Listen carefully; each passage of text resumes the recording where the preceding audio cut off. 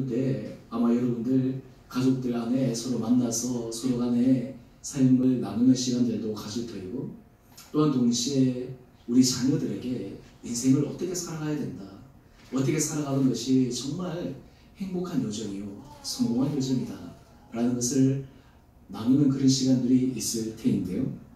오늘 우리가 시편 39편 말씀을 통해서 우리의 여정이 우리를 찾으시는 하나님 앞에 응답하는 그 아름다운 영적 여정이 됨과 동시에 어떻게 하면 우리의 삶의 여정이 행복한 여정이 되고, 그리고 이 여정을 우리 개인과 우리 가정 안에 그리고 우리 가족 식구들이 함께 해 나갈 때 우리 온 성도들이 이 구속연휴 시간이 하나님 은혜 아래서 행복한 시간 되기를 소망합니다. 우리가 함께 읽었던 이 시편 39편은 다윗이 쓴 시입니다. 여러분들이 짧게 저와 교도하면서 이 39편을 읽으면서 이 다윗이 참 그의 인생을 살고 그리고 그의 인생 가운데서 경험했던 것들을 바탕으로 인생의 무상함과 그리고 인생 안에서 깨닫게 해주셨던 그 하나님의 은혜를 고백한 시라고 하는 것을 우리가 짐작할 수가 있습니다. 학자들마다 이 시편 39편이 언제 쓰여졌나 라고 하는 그 시기에 대해서 한 크게는 두 가지로 추측을 합니다. 첫 번째는 이 시편 39편은 아마 다윗의 말년에 지어진 시가 아닌가. 다윗이 인생을 다 살고 난 다음 이제 그가 얼마 후에 죽음을 앞두고 있는 그 즈음에 지나온 시간을 돌이켜보며 인생의 무상함을 통감하면서 하나님 앞에 고백한 시가 아니겠는가 라고 추정하는 학자들이 있는 반면, 또 어떤 사람들은 다윗이 그가 왕좌에서 가장 높은 자리에 있을 때 그때 그의 범죄함으로 그가 가장 사랑했던 아들 압살롬으로부터 반역을 당해서 그의 왕좌에 쫓겨나 인생의 가장 높은 자리에서 가장 낮은 저점으로 떨어졌던 그 순간 정말 인생은 아무것도 아니구나, 정말 하나님의 은혜가 없이는 안 되는구나 라고 하는 것을 절절하게 느꼈던 그 시기에 지은 시가 아닌가 추정하기도 합니다. 학자들마다 이 다양한 시기에 대한 추정들이 있지만 어떻게 됐든 간에 우리가 분명하게 확인할 수 있는 것은 이 다윗은 이 시를 단지 그의 머릿속에서 나온 그런 시의 고백이 아니라 그의 삶의 절절한 삶의 경험을 통해, 직접적인 경험을 통해 인생 가운데서 그가 걸어왔던 시간들을 돌이켜보고, 또한 동시에 그가 하나님 앞에서 어떤 삶의 영적 여정을 걸어가야 될 것인가 라고 하는 것들을 고백한 시가 바로 시편 39편입니다. 오늘 시편 39편의 내용들 가운데 우리가 하나님 앞에서 지금까지 살아온 인생뿐만 아니라 현재와 앞으로 미래에 정말 하나님 보시기에 성공한, 하나님 보시기에 기뻐 받으실 만한 그런 아름다운 행복한 여정, 영적인 여정이 되기 위한 중요한 원리들을 우리들에게 가르쳐주고 있는데, 그 원리들 가운데 몇 가지를 함께 살펴보기를 원합니다. 먼저 우리가 영적 여정이 행복한 여정이 되기 위해, 우리의 여정이 정말 성공적인 여정이 되기 위해서 굉장히 아이러니하게도 다윗은 이러한 삶의 원리를 깨달아야 된다라고 우리에게 말씀해 주고 있는데, 그것이 무엇이냐면 자신의 연약함을 아는 사람이 되어야 된다라는 것입니다. 자신의 연약함을 아는 사람. 시편 39편 4절 말씀을 보니까 다윗은 이렇게 고백합니다. 여호와여, 나의 종말과 연한이 언제까지인지 알게 하사 내가 나의 연약함을 알게 하소서. 여러분, 죽음이라고 하는 것은 우리들에게 어떤 두려운 사건이지만, 죽음이라고 하는 것은 우리 인생 가운데 우리가 어떤 존재인지를 정확하게 인식하게 해주는 사건입니다. 종말이라고 하는 것은 시대적으로 그리고 온 세계가 마지막 순간 하나님 앞에서 서게 되는 그러한 종말의 순간도 있지만, 우리 인생을 살아가면서 모든 개인 한 사람 한 사람들은 개인적인 종말, 죽음, 그 타임테이블 앞에서 우리가 다가가고 있습니다. 그때 우리 모든 사람들이 고백하는 것은 이 죽음을 넘어갈 사람은 아무도 없는 거예요. 그것을 이길 사람은 아무도 없는 거예요. 인생 가운데서 아무리 돈이 많은 사람이나 건강이 탁월한 사람이나 인생에 있어서 위대한 업적을 남긴 사람이라 하더라도 그 인생의 죽음 앞에서 자기의 강함을 자랑할 수 있는 사람은 아무도 없습니다. 우리가 인생에 있어서 영적 여정이 행복한 여정이 되기 위해서 우리가 정말 고백해야 될 것 가운데 하나가 무엇이냐면 나의 연약함을 깨닫는 것입니다. 오늘 그레이스 찬양대에서 인내하신 구세주여, 이 찬양 가사 가운데 이런 가사가 있습니다. 죄인 부르실 때 날 불러주십시오. 죄인 오라고 하실 때 나를 불러달라. 이게 무슨 말입니까? 인생 가운데 자기의 연약함을 있는 그대로를 고백할 수 있는 사람이에요. 베드로전서 1장 24절은 우리의 인생을 이렇게 함의적으로 표현하고 있습니다. 모든 육체는 풀과 같고 그 모든 영광은 풀의 꽃과 같으니 풀은 마르고 꽃은 떨어지되. 인생은 풀과 같다는 거예요. 모든 영광은 풀의 꽃과 같다라고 하는 거예요. 풀도 마르고 꽃은 떨어지고. 근데 우리의 인생은 마치 풀이 영원히 마를 것 같지 않고 꽃이 영원히 떨어질 것 같지 않은 그런 착각 속에서 삶을 살아가는 사람들이 얼마나 많이 있습니까? 오늘 우리 인생에 있어서 자신의 연약함을 온전히 고백하는 그 사람이야말로 하나님께서 그 사람에게 놀라운 은혜를 베푸실 수 있는 사람입니다. 그래서 이 다윗은 이어서 이렇게 고백합니다. 시편 39편 5절 말씀인데요. 주께서 나의 날을 한 뼘 길이만큼 되게 하시매 나의 일생이 주 앞에는 없는 것 같사오니 사람은 그가 든든히 서 있는 때에도 진실로 모두가 허사뿐이니이다. 여러분, 우리가 인생을 살아갈 때 우리의 인생이 든든하게 서 있는 것 같지만 그 인생이 다 하나님 앞에서 허사뿐이요 연약하다라고 하는 것을 고백할 수밖에 없다라고 하는 것입니다. 그러면서 우리 이어서 말씀을 한번 보실까요? 시편 39편 6절 말씀인데요. 진실로 각 사람은 그림자같이 다니고 헛된 일로 소란하며 재물을 쌓으나 누가 거둘런지 알지 못하나이다. 사람이 지금 자기가 하는 행동과 자기 업적 이런 것들은 나중에는 어떻게 될지 아무도 알지 못한다라고 하는 거예요. 여기에서 중요합니다. 그러면 자신의 연약함을 고백하는 사람들은 어떤 삶의 태도를 가지고 살아갈까요? 우리 시편 39편 우리 1절 말씀입니다. 우리 시편 39편 1절 말씀인데요. 우리 다 같이 한 목소리를 함께 읽어보겠습니다. 시작. 내가 말하기를 나의 행위를 조심하여 내 혀로 범죄하지 아니하리니 악인이 내 앞에 있을 때에 내가 내 입에 재갈을 먹이리라 하였도다. 아멘. 여러분, 인생 가운데 자신의 연약함을 고백하며 살아가는 사람들은 자신의 행위를 조심합니다. 그리고 자신의 혀로 범죄하지 않도록 늘 하나님 앞에 은혜를 구하는 사람입니다. 여러분, 우리가 삶을 살아갈 때 참 힘든 것 가운데 하나가 바로 이 말입니다. 우리의 행위입니다. 우리가 부부관계도 그렇고 부모와 자녀관계도 그렇고 우리 가족관계 안에서도 사실은 모든 불화가 우리의 말과 우리의 행위에서부터 출발되어질 때가 참 많이 있습니다. 특별히 우리가 관계가 좋아지기 위해서는 부부관계에서도 남편은 아내에게, 아내는 남편에게, 예를 들어서 남편 입장에서는 아내를 보면서 참 하나님께서 어떻게 내보다 더 좋고 훌륭하고 이 귀한 사람을 내 아내로 이렇게 맞이하게 해주셨나 라고 생각하는 사람은 그 부부관계가 좋아질 수밖에 없습니다. 아내도 마찬가지예요. 하나님께서 어떻게 이런 사람을 내 남편으로 만나게 해주셨나 라고 하면 그 부부관계는 좋아질 수밖에 없어요. 근데 반대로 하나님이 어떻게 이런 사람을 나로 하여금 만나게 했는가? 내가 그때 눈이 삐었지. 내가 그때 왜 만나가지고 이런 고생을 하나? 이러면 이 관계가 되어지지가 않는 거예요. 우리가 인생을 살아가다 보면 삶 가운데서 자신의 부족함과 연약함을 알고 고백하는 사람들은 모든 관계가 하나님 주신 놀라운 은혜를 경험할 수가 있습니다. 여러분, 우리가 겸손과 온유라고 하는 것은 다른 말로 하면 자신의 연약함을 아는 것입니다. 여러분, 우리가 인생을 살아가면서 참 우리가 겪는 어려움 가운데 하나가 무엇이냐면 우리 자신의 연약함과 우리 자신의 부족함과 우리 자신이 얼마나 하나님 앞에 죄인인가라고 하는 것을 정확하게 직시하지 못할 때 우리는 삶에 참 많은 어려움을 고백합니다. 사실 그러한 것들이 우리 가운데 명확하게 규정되어지지 않으면 얼마나 우리가 정말 많은 실수를 하게 되는지 모릅니다. 저는 사람들과의 관계 속에서 여러분들 어떠실지 모르겠지만 관계 속에서 제일 힘든 것 가운데 하나가 무엇이냐면 거짓말하는 사람, 사실을 정확하게 얘기하지 않는 사람, 그런 사람들과의 관계는 참 힘들어져요.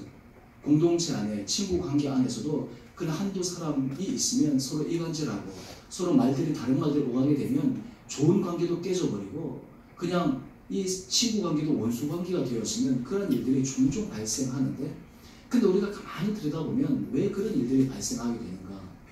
그 안에는 자신의 연약함과 자신의 부족함과 자신이 지금 하나님 앞에서 철저히 죄인이다라고 하는 것을 고백하지 못하기 때문에 그러하다라는 것입니다. 오늘 우리가 이 성찬 예식에 함께 참여했는데요. 여러분, 하나님 앞에 은혜를 받는 사람은 어떤 사람이냐면, 하나님, 저는 죄인입니다. 하나님, 저는 연약한 사람입니다. 연약한 그릇입니다. 하나님의 은혜가 없이는 한순간도 살아갈 수 없습니다. 라고 고백하는 사람에게는 하나님께서 놀라운 은혜를 허락하여 주십니다. 예수님의 제자 가운데 우리 베드로를 한번 생각해 보십시다. 베드로는 예수님의 수제자였습니다. 그는 12명의 제자 가운데 자기가 수제자였기 때문에 다른 어떤 제자들보다 자기는 우위에 있다라고 생각을 했습니다. 심지어는 예수님께서 모든 제자들이 다 자기를 떠나 버릴 것이라고 말씀하신 그 순간 예고의 순간에서도 베드로는 자신 있게 얘기합니다. 다른 모든 제자는 다 버릴지라도 나는 결코 주님을 버리지 않겠습니다. 심지어는 예수님께서 잡히시는 그 순간 베드로는 자기의 혈기를 못 이겨서 칼을 빼어들고 대제사장의 종의 귀를 쳤던 사람입니다. 그런데 이 베드로가 처참하게 무너진 것은 예수님께서 신문받는 그 순간 어떤 한 소자가 와서 당신도 저 예수와 함께 있던 사람이지 않았느냐 라고 하는 그 질문에 예수님을 부인하되 심지어는 예수님을 저주하기까지 부인한 사람이었습니다. 베드로는 생각하기에 나는 잘할 수 있다라고 생각한 거예요. 나는 내 자신의 힘과 내 자신의 결단으로 잘할 수 있다라고 생각한 거예요. 근데 그때 이 베드로는 진정 예수님의 제자로서의 삶을 살아갈 수 있는 바탕 그리고 그릇이 되지 않았습니다. 그가 그런 실수를 통해 자신의 부족함과 연약함을 철저하게 직시한 다음 예수님께서 디베랴 바다에서 내가 나를 사랑하느냐 라고 말씀하신 그 예수님의 질문에 베드로가 내가 주님 사랑하는 줄 주님께서 아십니다. 그때부터 베드로의 삶은 자신의 힘으로 자신의 생각으로 하는 것이 아니라 정말 하나님께서 내게 주신 그 은혜로 한다라는 그 믿음의 고백이 있었기에 그는 이후에 초대교회를 세워가는 수장으로서의 귀한 역할들을 감당해 내었습니다. 여러분, 교회를 세워가고 가정을 세워가고 그리고 친구관계를 세워가고 하는 모든 사람들의 공통된 특징이 있어요. 그 특징이 무엇이냐면 자신의 연약함을 아는 사람이에요. 내가 부족하지 라는 것을 고백하는 사람입니다. 우리가 가족들이 서로 모이면 서로 좋은 시간도 가지기도 하지만 이 시간들이 때로는 서로의 얼굴을 붉히기도 하고 때로는 정말 마음을 상하게 하는 그런 일들도 종종 있지 않습니까? 근데 대부분은 왜 그런 일들이 일어나는가? 그 이유는 무엇이냐면 자신의 연약함, 자신의 부족함을 못 보고 다른 사람의 부족함과 연약함을 보기 때문에 그러합니다. 사실 우리가 삶 가운데서 하나님께서 우리에게 주신 놀라운 은혜 복이 얼마나 크고 많은데 그 가운데서 우리 가운데 그것을 알지 못하고 그것을 구분하지 못할 때 하나님께서 우리들에게 주시는 분명한 능력을 경험할 수가 없기 때문입니다. 오늘 우리가 이 구정, 이 연휴를 맞이하면서 하나님께서 이런 한 사람 한 사람들에게 하나님, 나는 참 부족한 사람입니다. 나는 연약한 사람입니다. 라고 하는 이 믿음의 고백을 통해 여러분의 개인과 우리 가정 가운데 주님의 놀라운 능력을 경험할 수 있는 한 분 한 분들 되시기를 주님의 이름으로 축원합니다. 성경의 놀라운 진리는 약할 때 강함되는 사람입니다. 처음에는 우리가 그 약함이 우리로 하여금 별 볼일 없는 사람 같지만 약함을 통해서 하나님께서 우리를 강하게 만들어 주십니다. 예수 그리스도께서 십자가에 못 박히실 때 많은 사람들이 예수에 대해서 비난하고 예수에 대해서 저주하고 온갖 거짓과 온갖 잘못된 것을 가지고 예수님이 모함을 씌웠지만 결국에는 시간이 지나면 그것이 자연스럽게 밝혀지고 자연스럽게 드러나지 않겠습니까? 오늘 사실 하나님 앞에 자기의 부족함을 고백하게 되면 하나님께서 우리들에게 놀라운 은혜 삶으로 받아 누리게 될 줄 믿습니다. 우리가 가족 안에서도 이러한 것을 고백하게 되면 하나님께서 우리를 통해서 일하셔야 됩니다.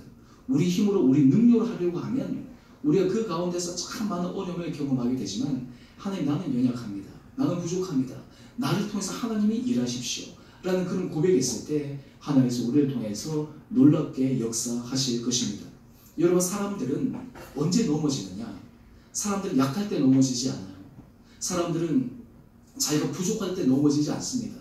자기가 하나님 앞에 죄인이라고 실제 고백할 때는 넘어지지 않아요. 언제 넘어지느냐? 난 이쯤 하면 괜찮지.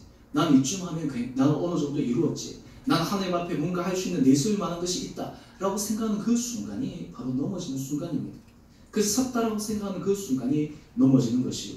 우리가 가족 안에서도 이 정도면 괜찮지, 이 정도면 좋지 이런 것이 아니라 서로 안에 우리의 연약함을 고백하며 하나님 주신 은혜를 함께 누려나갈 수 있는 우리의 복된 삶이 되기를 원합니다.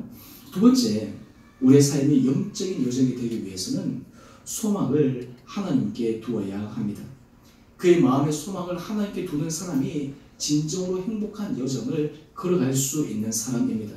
시편 39편 7절 말씀입니다. 주여 이제 내가 무엇을 바라리요? 나의 소망은 주께 있나이다. 여러분 어떻습니까? 요즘 여러분 가운데 여러분의 가장 큰 소망은 어디에 있습니까? 여러분의 소망은 어디에 초점이 맞추어져 있습니까? 여러분 우리가 인생 가운데서 가장 큰 소망은 하나님, 주님 앞에 두게 될 때 우리의 삶에는 놀라운 변화가 일어납니다. 시편 43편 5절을 이것을 이렇게 우리에게 고백하고 있습니다. 우리 시편 43편 5절 말씀 우리 다 같이 함께 읽어볼까요? 시작. 내 영혼아 내가 어찌하여 낙심하며 어찌하여 내 속에서 불안해하는가. 너는 하나님께 소망을 두라. 그가 나타나 도우심으로 말미암아 내 하나님을 여전히 찬송하리로다. 아멘. 오늘 우리가 삶을 살아갈 때 우리에게 낙심할 만한 일들이 일어나죠. 때로는 우리에게 불안한 일들이 일어나죠. 그런데 우리가 하나님 앞에 소망을 두게 되면 하나님께서 나타나셔서 우리를 도우심으로 하나님의 이름을 찬양하게 되는 그 순간이 나오게 됩니다. 여러분 신앙 가운데에서 성숙한 사람은 하나님 앞에 소망을 두는 사람이에요. 하나님 앞에 은혜를 구하는 사람입니다. 여러분은 어떻습니까? 여러분 우리가 어떤 인생에 문제가 발생했을 때 여러분 인생의 문제 가운데 여러분들이 그 문제를 어떻게 풀어가십니까? 풀어가는 가장 중요한 방법은 하나님 앞에 기도하고 하나님께 소망을 두는 사람입니다. 하나님만이 하실 수 있기 때문에. 여러분 우리가 참 아이러니하게도요. 우리가 사람을 변화시킬 수 있습니까? 없습니까? 변화시킬 수가 없어요. 심지어는 예수님도 그 12제자 가운데 한 명 가룟 유다를 3년 동안 그렇게 가르치고 그렇게 보여줘도 바뀔 수 없는 거예요. 그 안에 가지고 있던 그의 부조리와 고집과 그의 탐심을 그 3년 동안 해도 바뀌어지지가 않는 거예요. 하지만 우리가 삶 가운데서 하나님께서 우리를 통해서 놀랍게 일하십니다. 여러분 우리가 우리 자신의 모습을 보면 우리는 알 수 있습니다. 여러분 여러분의 스스로에 대해서 어떻게 평가하십니까? 우리는 우리 자신의 모습들을 가만히 들여다보면요. 하나님 내 안에 어떻게 이런 죄악이 있습니까? 내 안에 어떻게 이런 정말 그 먼지와 같은 모습들이 있습니까? 여러분 어거스틴의 참회록을 혹시 읽어보신 분 계십니까? 저는 어거스틴 참회록 제가 예전에도 읽었고 제가 미국에서 유학할 때도 수업 시간에 그 책을 읽으라고 해서 저는 처음에 이런 생각을 가졌어요. 뭐 어거스틴 참회록을 뭐 수업 시간에 이렇게 중요 도서로 읽게 되나. 근데 어거스틴이 그 참회록의 내용을 보면요.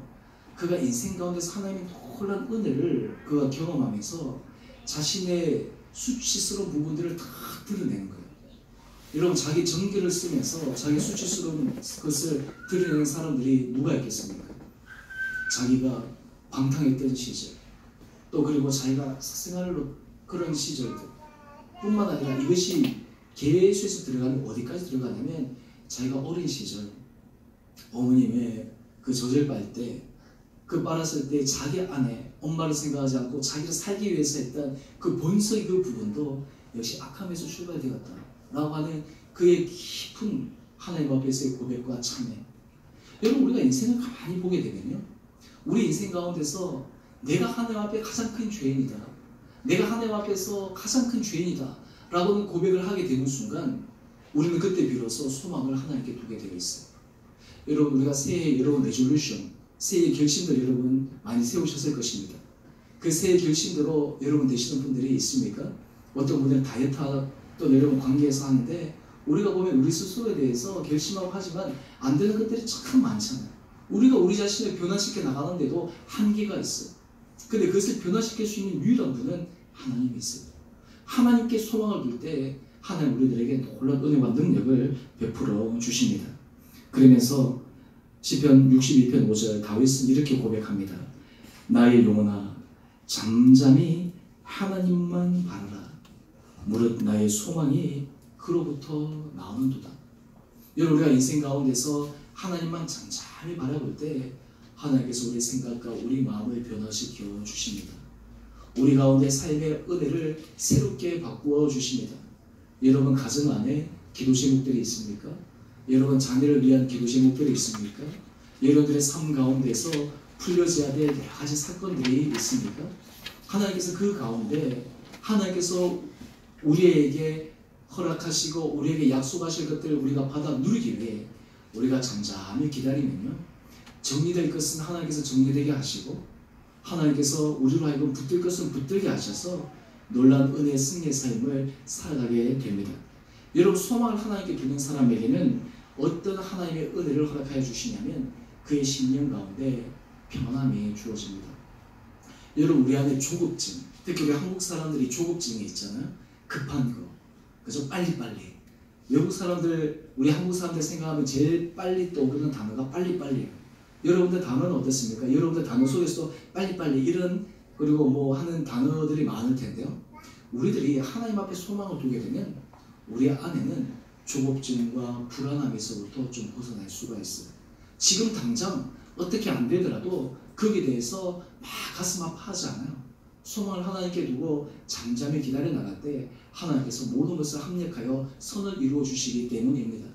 우리 안에 하나님 앞에서 거짓됨과 하나님 앞에서 부족한 부분을 철저하게 고백하고 진리하고 정직하고 진실하게 서 나가는 그 마음의 중심이 있으면 하나님께서 우리들에게 하나님의 놀라운 은혜의 소망 가운데 우리에게 주시는 약속을 경험할 수 있으리라 믿습니다. 세 번째, 우리가 영적인 여정을 살아가기 위해 우리가 가져야 될 중요한 삶의 원리는 하나님의 응답을 믿어야 됩니다. 여러분 어떻습니까? 여러분은 하나님께서 여러분의 삶 가운데 직접 개입하신다라고 하는 것들을 여러분들이 믿으십니까? 하나님께서 순간순간마다 개입하셔서 이 문제가 놀랍게 해결될 수 있다라고 하는 것에 대한 분명한 확신이 있습니까?